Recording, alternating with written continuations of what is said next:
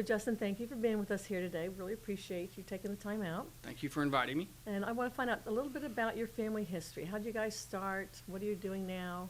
Anything different? I know you have both your father and an uncle in the Hall of Fame. So tell us a little bit about your history. It started back in the 20s. There were four brothers. They grew up in Hiram, Georgia. And they were in a packing house, a tangerine packing house, where they would come down to this area of Florida and then ship everything back to Georgia. And eventually they figured that was probably not the best way to make money. So they moved their whole family down to Arcadia and opened up a packing house here, probably in the late 30s, and started buying groves and started to, become a part of the community and make a business here. And Sorrells Brothers Packing Company was formed to do just that, and they have thrived since then and grown into different entities along the way. What made them choose Arcadia? I have absolutely no idea. I- Truthfully, I really don't, other than they were big in tangerines. So they bought some groves here in DeSoto County to specifically grow tangerines. And I would imagine they just found a really nice place to set up shop. Were they primarily fresh then, or did they do All any fresh, process? 100% fresh. Did they do any of their culls, send that to anybody like the DeSoto Packing Company? If for they anything? did, I don't know about that. I know everything was kind of in-house in the packing house that was out on Pine Street, just a few miles away from here. Okay, great. And so your dad had just got in the Hall of Fame. Yes. And so tell us a little bit about his accomplishments. They're vast. And I say that out of affection because he's my father, but I also say that out of respect. When he came back from Georgia Tech, he graduated from Georgia Tech, decided to come back and work with the family. And at that moment, our family had about 400 and 450 acres of groves, to the best that I can recollect. And he grew that to about 5,500 acres Oh, wow. of citrus. We moved away from the fresh side of things and went into more of a processed juice operation. And he just continued to grow our operation in every facet. What prompted the move from fresh into processed? Was it just the timing in the industry or what?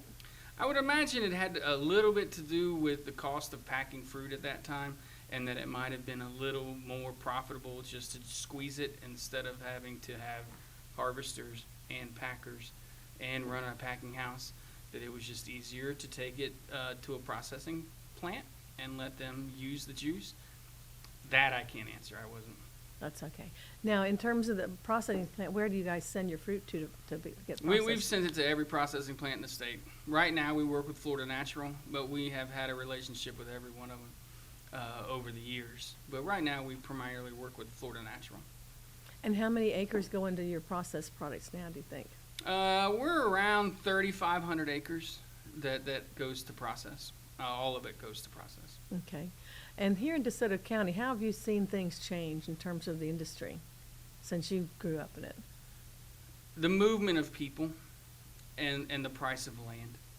It's very, Florida citrus is great, but it only returns so much per acre per year.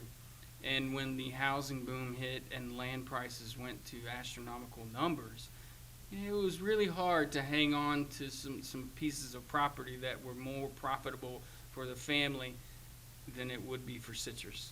And so we transitioned a little, but we're still active. Right. In terms of the citrus, though, in terms of production and Ooh. like when did you first get into the industry? How did you start? I graduated from Florida Southern in 2004 and came right back to work here. At that point, we were around 6,000 acres of all processed oranges. And over the course of time, we have transitioned out of that and into more of a land preservation for us. 2004, that's all the hurricanes hit then. Yes. So Yes. you came in Yes. with a bang. Yes, came in and learned a lot quickly. Mm-hmm. Labor changed a lot during that time. A lot of things shifted from contract labor into H-2A labor. for the state and for the industry, and there was a learning curve there as well, and we were at the front of that learning curve, and just making sure that we could protect from greening and land prices. Well, back to H2A, because I think your dad had a lot to do with that program. So do you remember any of that, or I was you were in probably college. in school, so. I was in college when he started the program. I can tell you though, what prompted it. He had a contract labor crew that was working on one side of the street. The Grove owner on the other side of the street went over and said, "I'll pay you guys 10 cents more." And they walked right across the street. Oh, wow. And he said, "This isn't going to happen again." And he was the first to get into H2A. And he didn't get into it without some bumps and bruises. He learned a lot along the way. To now, we are the ones that people call to get advice, to ask for how do you get into this? How do you do this productively and successfully? It's been almost 20 years. Right. And we're definitely the largest and longest running H2A program in the state. Oh, I didn't realize that. That's Yep. wonderful. I know he helped write some of the manuals, if I remember Absolutely. correctly. So Yes, absolutely. yeah, he was quite, at the forefront of that. Very, very instrumental in the whole program coming into Florida citrus. H2A was used in other commodities and other industries throughout the state, but no one used it in citrus until my dad did. And I could tell you how many meetings I sat in where he was educating the industry on the best management practices and what we should look for, what we should do to make this successful, because he knew that this was the lifeline, and he didn't hide it. He wanted to help.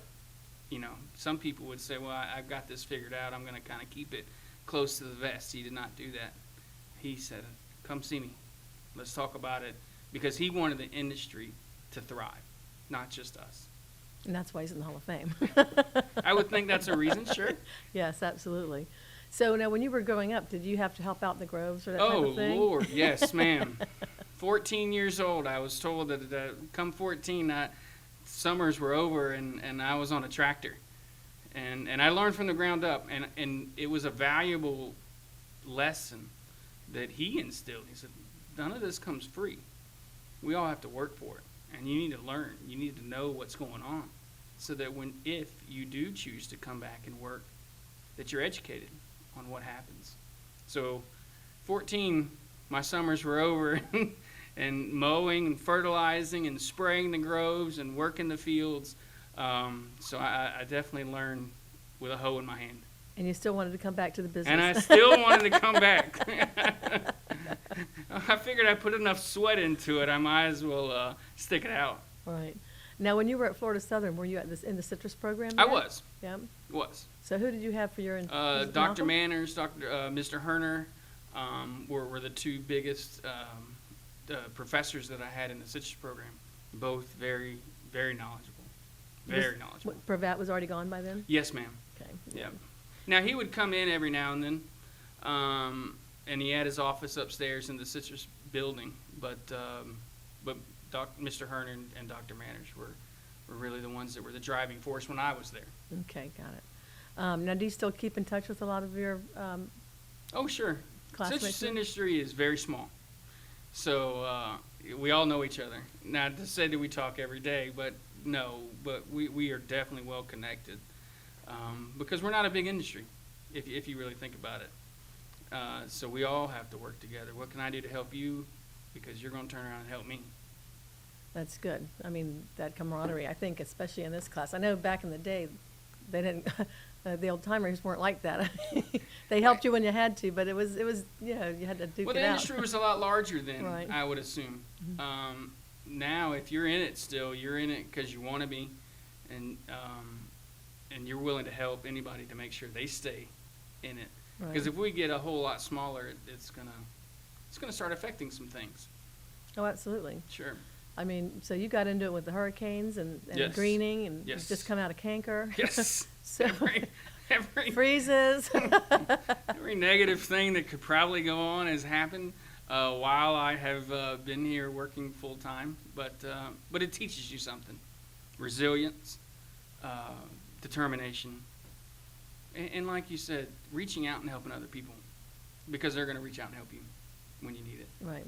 Hurricanes don't hit the whole state; they hit certain areas, but we all turn around and help those certain areas when necessary. Well, and Irma hit pretty hard here. Yes, ma'am. So did you guys get impacted pretty badly that Sure, way? Yeah? sure, Just- sure. It was almost a blessing in disguise in a lot of ways, and I might be the only one with this opinion, but it took out a lot of old trees that needed to be removed anyway, and forced us into a younger tree crop to start the process over again. Oh, Get some of that greening fruit and greening trees and less vibrant trees out that we might not have removed otherwise. Put some new healthy resets in and developed a new program to grow those trees. what's been new about the program? A lot of things. Bags on trees to keep psyllids out.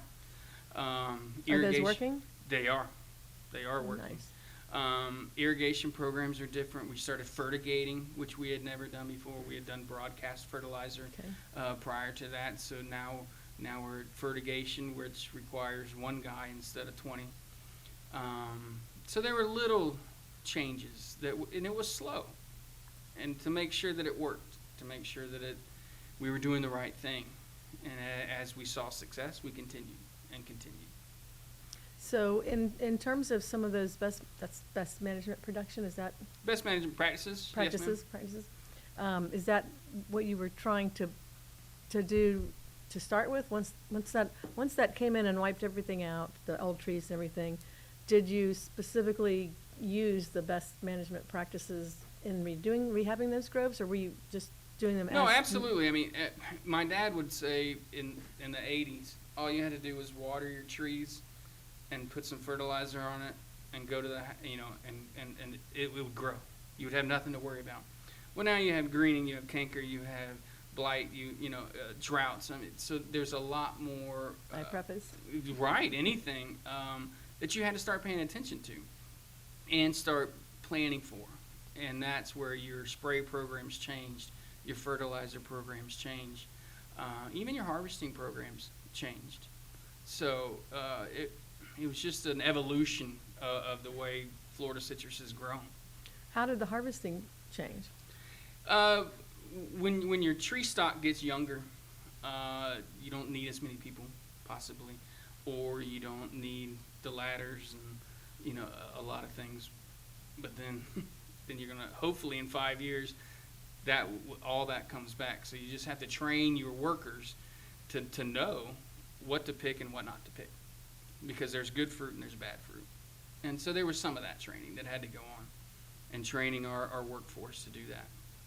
Now, you guys work for a lot of other people too. I mean, you Yes. harvest for other people. Yes, So ma'am. how has everything progressed for you there with the way that things have Well, changed in the industry? obviously with real estate values that we've talked about, a lot of groves have gone out. So where we used to harvest an additional 5,000 or 10,000 acres for other people, that has severely come back. We predominantly only harvest for ourselves and a few outside work companies. So with the industry shrinking, so has our harvesting organization. But we have also diversified into blueberries, Okay. and we've diversified into strawberries, and we've diversified into caretaking other people's groves or other people's properties, because with H2A, as long as it's ag, you can work them. So we've had to branch out a little bit from citrus. Now we're multi products, I don't know what the right word is. I'm not sure either, but Commodities, okay. different commodities. Got it. So on the, but in addition, you're now like managing properties. Is Yeah, that correct? sure. Not just, I would say managing properties, but I would caretaking and harvesting. is the main. Yes, Okay. they still own it. They're active owners. We're just the ones that are in the fields doing the work on a daily basis. And how has the influx of new people into DeSoto County, how has that affected agriculture here? It's taking it out. Yeah. It's taking it out because when you can sell a piece of property, like I said, for 30 or 35,000 an acre, can't grow oranges successfully on that. Right. And it's a matter of time, unfortunately. We have been very fortunate that we can hold on to some of our properties, but we have even gone down by a third over the past 2 or 3 years. Oh, wow. In regards to everybody moving in, though, a lot of times people will come in, and we're finding a lot of them are from up north, Sure. and so they're not used to agriculture. Right. They don't vote for agricultural Yeah. measures. So They don't like to hear the tractors during the day. They Right. don't like to see everything on the road all the time. Right. Yes. So how is that affected? I mean, are you guys actively doing anything to help educate these people about the agricultural industry As much here? as we can, to say that we go out and talk to each of our neighbors or talk to anyone that has an issue, no, we do not. We don't involve ourselves in social media. But if there's a telephone call to our office, we answer it. We try to educate. But no, to say that we actively go out and put on seminars to teach them about what we're doing in the groves and how it's actually helping you, not hurting you, we haven't gotten involved in that. That would primarily be through probably Peace River Valley citrus Peace growers. River, Yeah. farm bureaus, Right. Those avenues is where, and we do send them to give these guys a call. They'll help you out, and we try to help mitigate that. Now, in terms of your family history, I know Howard Sorrells is also in the Hall of Yep. Fame. Do you remember basically anything really about him? I was really young very young. when he was active in the company. To say that I knew him was to say that I would see him in the office if I'd come visit my dad after school or something. He was already retired when I graduated from college, so I never had a working relationship with him. So no, I don't know a whole lot of particulars Okay. about him. Now, some of the other people who live in the area, tell us who some of your other citrus people in DeSoto County are. Well, I mean, there's a lot. Kevin Shelfer and Lynn Shelfer with Joshua Citrus are huge. They have a grove stand company where they sell them right out of their store, and they're big agritourism, I guess is the Okay. best way to put it. They do field tours and do things like that. We're very close with them. Kerry Mike Mercer is a pioneer in this county, and we work with him and get advice from him. What way is he a pioneer?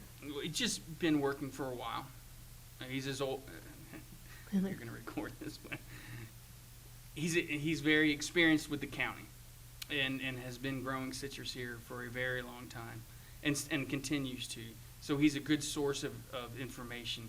Mr. Mixon, who was just here, is a great source of information for the same reason. They've been in it, and they have fought the fight. My dad, again, has been in it. They fight the fight. They've gone through the freezes. They've gone through the droughts. They've gone through the replanting, and they're a great source of information. And just to sit down and listen more than anything else. Right. Anybody of your contemporaries? Like anybody in your age group that are? There's plenty, but we're all learning. My contemporaries, I Right. would hope we're all still learning and still asking questions. Now, do we talk? Do we have conversations? Hey, what are you doing? What do you see that's working? What products are you using that Right. are working? They're a great source of information, too. I mean, there's a lot of chemical salesmen that I went to college with that is a great source of information. And we lean on them at times and ask a whole lot of questions because we don't know everything. And we get a lot of information from those people. Well, I mean, that's where, in terms of, the longevity of your family Right. and seeing it go forward, and you're that next generation. Sure. So where do you see yourself in, 10 to 15 years? I hope the same place I'm sitting today. Oh. I hope we're still growing oranges. I hope we're still providing labor to the industry. I hope we're still working. I hope I'm still living in Arcadia. It's a small town atmosphere, but a lot of love here, and I hope we're still doing it. And we're trying every day to make sure that continues. I have 2 kids. I'd love to see them at my age still enjoying some of the fruits of our labors and my dad's labors and his dad's labors. I hope it's still there for them. Now, do you remember your granddad at all? I don't. He died before I was born. Okay, I wasn't sure when he passed. Yeah. So, in terms of DeSoto County itself and its growth, it's going to be mainly, getting out of agriculture and going to housing. Yes, ma'am. So how do you see yourself surviving in that? Holding on as long as you can. Now, you had mentioned preservation, though. Are you trying to put any of your? We haven't done that currently. No, Okay. ma'am. We haven't put any of our land up for that kind of program, even though I know it's there and it's profitable or at least sustainable. We haven't gone that direction yet. We kind of like the flexibility of being able to do what we would like to do with the properties when we would like to do it. But we haven't taken that route. We're still entrenched in just growing the oranges that we have with the land that we have. And we're also in cattle, which helps to preserve some more land. And that's where we're heading. Now, do you know some of the other citrus families that may have gone in the preservation route already, or? I believe there are some, yes, ma'am. And I believe that was the right decision for their particular families or their particular situations. We just haven't. I don't know much about that, so I just knew I'd heard a couple of people Yeah. were doing that. At least the land's being preserved, Sure, so. sure. I'm truthfully not as educated in that I'm not either. as I so. should be, maybe. We've been approached a few times and just chose that we would like to have control over the lands that we still own. Right. Now, do you go to the local lunch spot? What is it, Beef and Reef or Reef and bean? Reef and Beef? There's a few lunch spots that That was the yes. one Mr. Mixon noted. Oh, yes. Was Reef and Beef. Yeah, I do sometimes, sure. Because it was. I mean, when I was growing up in the industry, everybody had the local Oh, yeah. lunch spot, and everybody. That's if you wanted to talk and find out information about what was happening, or get some ideas for what to do with the problem you had in the grove. You went to that lunch spot and found When out. I was first coming up in the industry and out of college, it was Louise's was the name of it, and there was a table where all the ag guys sat and just talked about what they were doing that day or what they were seeing in the field, and I enjoyed it, and eventually just transitioned out of it. So you don't go there anymore. Not right now. No, too busy right now. Yes, ma'am. So what are some of your fondest memories of the industry? Ooh, I remember my first memory that I could ever remember is riding with my dad in a sports car that he had, and we were out in one of the groves and got stuck in sugar sand. Saying the sports And that car was in the the grove. first time I was introduced. It wasn't the last time. First time I was introduced to sugar sand, and I'm pretty sure we were out there all day because we couldn't get it Couldn't out. get it out. Yeah. So, and coincidentally, I now live right across the street from where he got stuck when I was probably 3 or 4 years old. So it's fun to see that circle come around. That is funny. So I can't believe he would take it out there to begin with, a sports car. Hey, listen, You know, he he knew knew better. what he was doing. He was I can teaching you a lesson. guarantee you he knew what he was doing. He was teaching you a lesson. If you asked him, oh, I just messed up. That's funny. So what were some of the other memories you might, just going forward? Honestly, when I was in high school, when we would work in the summertime, it was hot. It was super hot. But I got to work with some of my high school buddies. My dad would hire them as well, and he'd put us all on one crew, if you want to call it that. And we sweated, we worked hard, but we had fun. And I just remember we all have that shared memory, and we still talk about it today, of working in high school during the summers and just stupid things that a high school person would do in an orange grove. You probably didn't have to grow up with firing the groves, though, did you? No. They didn't do that back then. No, they did. That was just before my time. That was back That then, was just before me. 60s, I do 70s. remember it, and we actually still have some of those smudge pots. Right. And we keep them in our office and kind of painted them, make them look nice. But that was just before our time, right when microjets really hit the scene. Yes. I remember they would let the guys out of school Yeah. to go Light them up. light them up. Sure. Mhm. And my brother would come back just black. It was just, I'm very fortunate. I just missed that Yeah, one. you're lucky. I've been on many a spray rigs, though, where I'm pretty sure the summer oil gave me a nice tan to go back to school with, though. Wow, funny. Now, are a lot of your friends that were in the Grove that were helping you on the summers, or any of those guys in No, the they were. business? They decided that wasn't for them, and they found another occupation. But we all still have very fond memories about it. So, well, that's good. Any cousins or anything else? in My the industry? cousin works right alongside me. My dad's sister's son. His name is Wes. He's actually on the Peace River Valley Board. He works right alongside. He does all our caretaking and grove maintenance, and we work together every day. Oh, that's wonderful. And enjoy it. Enjoy doing that with him. That's wonderful. Now, have you served on any boards or anything yet? Sure, I'm on the mutual board currently. Mhm. I was president of Peace River for 2 years, or 2 terms. Served on their board for about 10 years. Now I'm on the mutual board. Now, is that something your dad instilled in you, or you wanted to do it, or what? Yes and yes.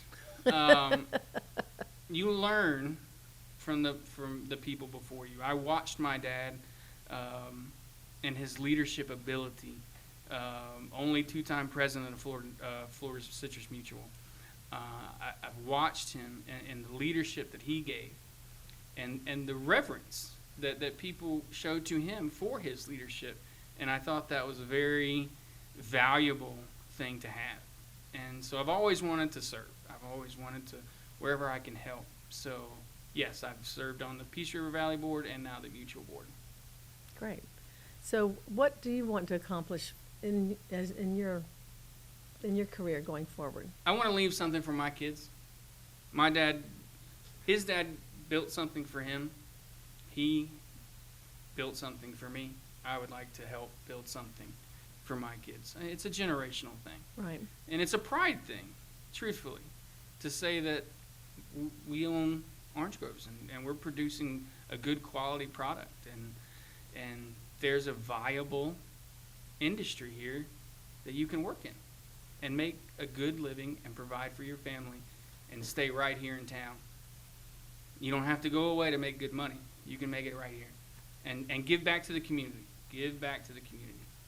That's good. Now, the greening has affected the industry so badly. I mean, how Yes. is that? How is that coloring your outlook? I can't quantify how it motivates you a little bit. Like, this isn't going to beat us. This isn't going to make us sell everything off.